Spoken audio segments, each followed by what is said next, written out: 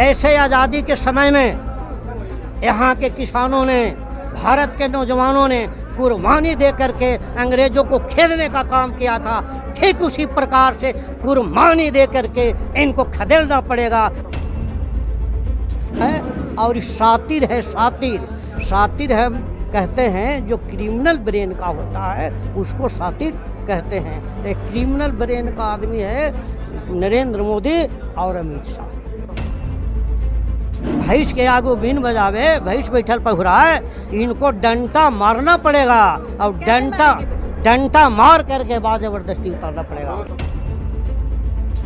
और 50 करोड़ जो मजदूर हैं, यह मजदूरों के श्रमिक काला कानून इन्होंने पारित करके 8 घंटे के जगह पर उतने ही मजदूरी में 12 घंटा काम लेना चाहते हैं। और खास करके जो हमारे बिहार का दशा है, एमएसपी तो नहीं मिलता है, 10% वहाँ खरीदगी होता है सहकारिता से। जो किसान 1850 रुपये धान तय किया था सरकार, हमारे यहाँ 900 से 1200 रुपये बेचने के लिए धान किसान मजबूर हो गया।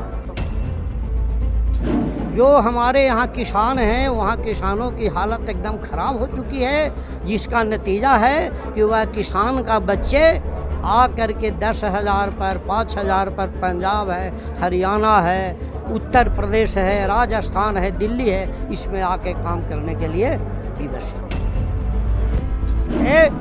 कि जो स्पेशल इकोनॉमिक जोन जो था वह कांग्रेस के समय में था। आज वो स्पेशल इकोनॉमिक जोन और एपीजेड के नाम बदल करके ये 3 कृषि काला कानून है। रोजाना स्पोक्समैन देख रहे ਸਾਰੇ ਹੀ ਦੇਸ਼ ਦੇ ਦਰਸ਼ਕਾਂ ਦਾ ਮੈਂ ਹਰਜੀਤ ਕੌਰ ਸਵਾਗਤ ਕਰਦੀ ਹਾਂ। ਦਰਸ਼ਕੋ ਤੁਸੀਂ ਦੇਖ ਸਕਦੇ ਹੋ ਕਿ ਅੱਜ ਦੀ ਜਿਹੜੀ ਰਾਸ਼ਟਰੀ ਕਨਵੈਨਸ਼ਨ ਹੈਗੀ, ਜਿਹਦੇ ਵਿੱਚ 1500 ਡੈਲੀਗੇਟਾਂ ਨੇ ਹਿੱਸਾ ਲੈਣਾ ਸੀ ਤੇ ਨਾਲ ਵੱਖਰੀਆਂ ਸਟੇਟਾਂ ਤੋਂ ਕਿਸਾਨਾਂ ਨੇ ਇੱਥੇ ਆ ਕੇ ਆਪਣੇ ਮੁੱਦਿਆਂ ਬਾਰੇ ਦੱਸਣਾ ਸੀਗਾ। ਤੇ ਸਾਡੇ ਨਾਲ ਬਿਹਾਰ ਤੋਂ ਵੀ ਕਿਸਾਨ ਮੌਜੂਦ ਆ, ਕਿਸਾਨ ਨੇਤਾ। ਸਵਾਗਤ ਕਰਦੇ ਇਹਨਾਂ ਦਾ ਰੋਜ਼ਾਨਾ स्पोक्समैन ਤੇ। ਸਤਿ ਸ਼੍ਰੀ अकाल। मैं रामचंद्र आज़ाद, प्रगतिशील किसान संघ के अध्यक्ष बिहार के। कैसे देखते हैं किसानी आंदोलन को? पहले किसान संसद भी लगाएगी, अब राष्ट्रीय कन्वेंशन भी की जा रही है, क्या लगता है कि इसकी क्या दशा होगी? हाँ, दिशा क्या होगी? ये 26 नवंबर से आंदोलन किसानों को चल रही है और इस आंदोलन में किसान 650 शहादत भी दिया जी। और 22 जनवरी तक के आंदोलन कारी किसानों नेताओं से बात भी सरकार की। 22 जनवरी के बाद से अभी तक बात नहीं की है। ये हमारे बिहार का एक कहावत है देहाती कि भैंस के आगे बीन बजावो और भैंस बैठल पघुराए। तो किसान आज 9 माह से आंदोलन पर बैठे हैं, किंतु सरकार भैंसिया की तरह पघुरा रही है, इनके कान पर जीव नहीं रेंग रहा है। तो बिहार के किसान हम क्या करते हैं, जब भैंस बैठ के पघुराती है और दुहना है उसको, तब उसको डंटा मारते हैं। डंटा जब मारते हैं तब वह भैंस उठ खड़ी होती है, तब उसको दुहते हैं। ठीक उसी प्रकार से 9 माह से किसान आंदोलन पर बैठे हैं और ये भैंसिया किसान पघुरा रही है, नहीं सुन रही है, तो इसको डंटा मार करके इसको उठाना पड़ेगा और दूहने गाड़ने के जगह गद्दी से इसको उतारना पड़ेगा। और इतनी 75 वर्ष के आज़ादी में इतनी बड़ी झूठा प्रधानमंत्री अभी तक नहीं हुआ जिसने खाली झूठ बोला। इसने कहा कि हम किसानों को दुगना आय कर देंगे, तो किसान के खेत भी अब छीन रहा, कारपोरेट के हाथे बेच रहा। इसने कहा कि हम नौजवानों को 2 करोड़ नौकरी देंगे छात्रों को, ये भी नहीं। इसने कहा कि हम बेकारी मिटावेंगे, लेकिन कुछ नहीं, केवल झूठा बोल रहा है। और शातिर है, शातिर हम कहते हैं जो क्रिमिनल ब्रेन का होता है उसको शातिर कहते हैं। तो क्रिमिनल ब्रेन का आदमी है नरेंद्र मोदी और अमित शाह। और ख़ास करके इसको दिशा कैसे मिलेगा, तो यहाँ 14.5 करोड़ भारत में किसान हैं और 50 करोड़ मजदूर हैं, 9 करोड़ छोटे मझोले दुकानदार हैं और 15 करोड़ घुमंतु जातियां हैं। करीब करीब सब मिला जुला करके 89.5 करोड़ लोग ऐसे हैं और उनके 89.5 करोड़ लोगों के खिलाफ इसने कानून पारित किया है। यह कृषि काला कानून जो किसानों का आदान प्रदान करने वाला, आत्मनिर्यात करने वाला जो छोटे मझोले दुकानदार हैं, इनको भी उजाड़ने के इनकी षड्यंत्र है। इनको जो दुकानदार हैं 9 करोड़, वह दुकानदारों को छोटे मझोलों को उजाड़ने की षड्यंत्र है, इसलिए कि कारपोरेट का डायरेक्ट बेचने का बाज़ार में ये छूट दे दिया है। तो छोटे मझोले दुकानदार उजड़ेंगे तो ये भी 9 करोड़ को उजाड़ेंगे। और 50 करोड़ जो मजदूर हैं, यह मजदूरों के श्रमिक काला कानून इन्होंने पारित करके 8 घंटे के जगह पर उतने ही मजदूरी में ये 12 घंटा काम लेना चाहते हैं। और जो घुमंतु लोग हैं, उनके रहने के लिए जगह इनके पास नहीं है, इसलिए 90 करोड़ के आज़ादी की लड़ाई का सवाल है। और यह आंदोलन किसानों का यह सिद्ध कर दिया है कि दुनिया का मुख्य दुश्मन केवल भारत का ही नहीं, पूरे दुनिया का मुख्य दुश्मन साम्राज्यवाद है, कारपोरेट है और विश्व व्यापार संगठन है, विश्व जो कंपनियां विदेशी है वे है। इसके खिलाफ किसानों ने आवाज़ बुलंद किया है।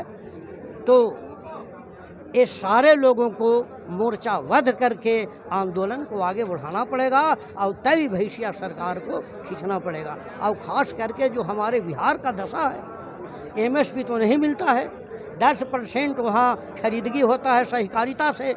जो किसान 1850 रुपये धान तय किया था सरकार, हमारे यहाँ 900 से 1200 रुपये बेचने के लिए धान किसान मजबूर हो गया।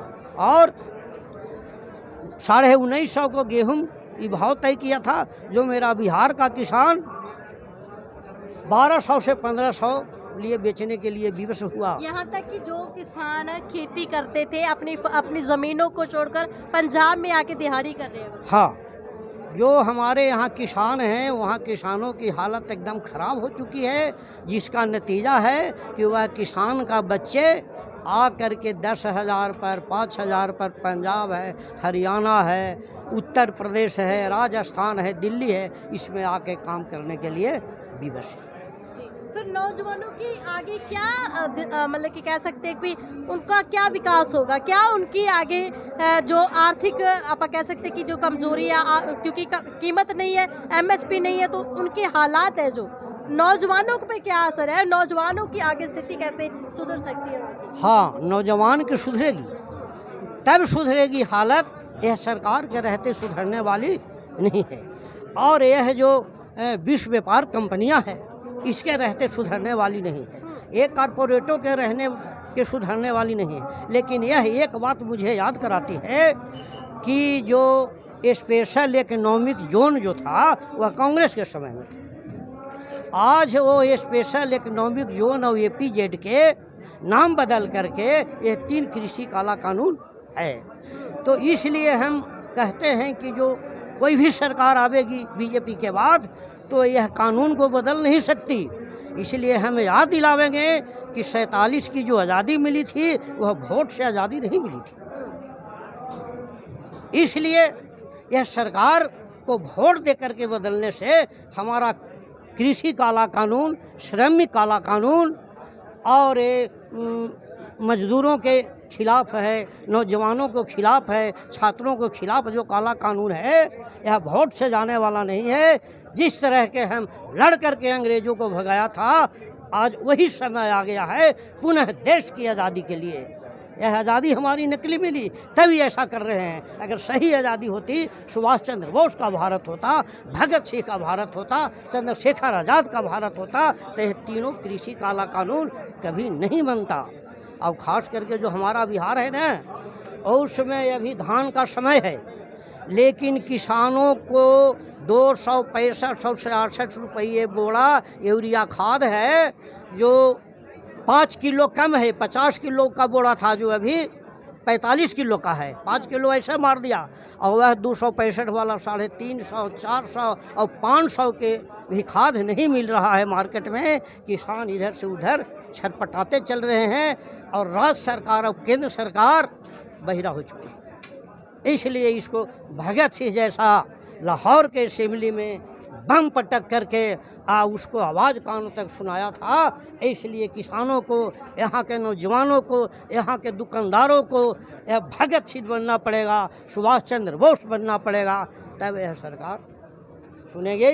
ये भैंसिया सरकार ऐसे सुनने वाली नहीं है। कानून की बात करते हैं, जब 9 महीने पूरे होने के बाद भी सरकार टस से मस नहीं। कोई क्या लगता है आपको, सरकार ने कोई प्रस्ताव भेजा है बातचीत करने के लिए? किसान संसद भी हुई थी, उसका भी कोई असर देखने को नहीं मिला। यहाँ तक कि दूसरी पार्लियामेंट की बात करें तो वहाँ पे भी किसान पार्लियामेंट मेंबर है जो, उनको भी पीटा गया था। कह न रहे हैं कि ऐसे नहीं सुनेगा जी, यह भैंस के आगू बीन बजावे, भैंस बैठल पहुराए, इनको डंटा मारना पड़ेगा और डंटा मार करके बाद जबरदस्ती उतारना पड़ेगा। जैसे आज़ादी के समय में यहाँ के किसानों ने, भारत के नौजवानों ने कुर्बानी दे करके अंग्रेजों को खेदने का काम किया था, ठीक उसी प्रकार से कुर्बानी दे करके इनको खदेड़ना पड़ेगा, कारपोरेटों को खरीदना पड़ेगा, साम्राज्यवाद को ध्वस्त करना पड़ेगा। क्या लगता है आंदोलन अब कुर्बानी मांगेगा? हाँ, मांगेगा, कुर्बानी देना होगा। बिना कुर्बानी के आंदोलन सफल नहीं होता। पहले भी तो 6.5 किसान यहाँ पे शहीद हो चुके हैं, क्या लगता है? हाँ, शहीद हो चुके हैं, लेकिन यह जो मेरा है यह किसानों का झांकी है, पूरा आंदोलन अभी बाकी है। जी, तो बहुत धन्यवाद जी। तो दर्शकों, तुसी देख सकते बिहार तो आए किसानों का भी कहना है कि हालात हर देश ਦੇ ਵਿੱਚ ਹਰ ਇੱਕ ਸਟੇਟ ਦੇ ਵਿੱਚ ਖਰਾਬ ਹੋ ਚੁੱਕੇ ਨੇ। ਇਸ ਸਮੇਂ ਆਰਥਿਕ ਪੱਖੋਂ ਹਰ ਕੋਈ ਕਮਜ਼ੋਰ ਹੈਗਾ, ਕਿਉਂਕਿ ਗੱਲ ਕਾਨੂੰਨਾਂ ਦੀ ਹੈ, ਗੱਲ MSP ਦੀ ਹੈ, ਜਿਹੜੀ ਕਿ ਪੂਰੇ ਪੱਧਰ ਤੇ ਦੇਸ਼ ਨੂੰ ਨਹੀਂ ਦਿੱਤੀ ਜਾ ਰਹੀ। ਸਿਰਫ 2 ਸਟੇਟਾਂ ਨੂੰ ਦਿੱਤੀ ਜਾ ਰਹੀ ਹੈ, ਬਾਕੀ ਕਿਸੇ ਨੂੰ ਵੀ MSP ਨਹੀਂ ਮਿਲਦੀ, ਜਿਹਦੇ ਕਰਕੇ ਹਾਲਾਤ ਬਹੁਤ ਖਰਾਬ ਹੋ ਚੁੱਕੇ ਨੇ। ਇੱਥੇ ਆ ਕੇ ਵੀ ਇਹਨਾਂ ਨੇ ਇਹ ਕਿਹਾ ਕਿ ਅੰਦੋਲਨ ਦੀ ਜੇ ਗੱਲ ਕਰਦੇ, ਜੇ ਸਰਕਾਰ ਤੇ ਕੋਈ ਅਸਰ ਪਾਉਣਾ ਹੈਗਾ ਤਾਂ ਸਾਨੂੰ ਅੰਦੋਲਨ ਦੇ ਵਿੱਚ ਡਟ ਕੇ ਖੜਨਾ ਹੋਊਗਾ ਤੇ ਅੰਦੋਲਨ ਜਿਹੜੇ ਉਹ ਕੁਰਬਾਨੀਆਂ ਮੰਗਦੇ ਨੇ। ਇਸ ਤੋਂ ਇਲਾਵਾ ਇਹ ਕਹਿੰਦੇ ਨੇ ਕਿ ਦੇਸ਼ ਆਜ਼ਾਦ ਕਰਾਉਣ ਦੇ ਲਈ ਬੜੀਆਂ ਕੁਰਬਾਨੀਆਂ ਦੇਣੀਆਂ ਪਈਆਂ, ਤਾਂ ਅੱਜ ਵੀ ਅੰਦੋਲਨ ਨੂੰ ਆਪਾਂ ਕਹਿ ਸਕਦੇ ਹਾਂ ਕਿ ਜਿਤਾਉਣ ਦੇ ਲਈ ਸਾਨੂੰ ਕੁਰਬਾਨੀਆਂ ਜਿਹੜੀਆਂ ਉਹ ਦੇਣੀਆਂ ਪੈ। ਰੋਜ਼ਾਨਾ ਸਪੋਕਸਮੈਨ ਕਿਸੇ ਦੀ ਸਲਾਹ ਦੇ ਨਾਲ ਸਹਿਮਤ ਹੋਣਾ ਨਾ ਹੋਣਾ ਜ਼ਰੂਰੀ ਨਹੀਂ ਹੈ, ਪਰ ਤੁਸੀਂ ਬਣੇ ਰਹੋ ਰੋਜ਼ਾਨਾ ਸਪੋਕਸਮੈਨ TV ਦੇ ਨਾਲ। ਕੈਮਰਾਮੈਨ ਜੰਗਵੀਰ ਦੇ ਨਾਮ ਹੈ ਹਰਜੀਤ ਕੌਰ ਸਿੰਘ ਬਾਰਡਰ, ਦਿੱਲੀ।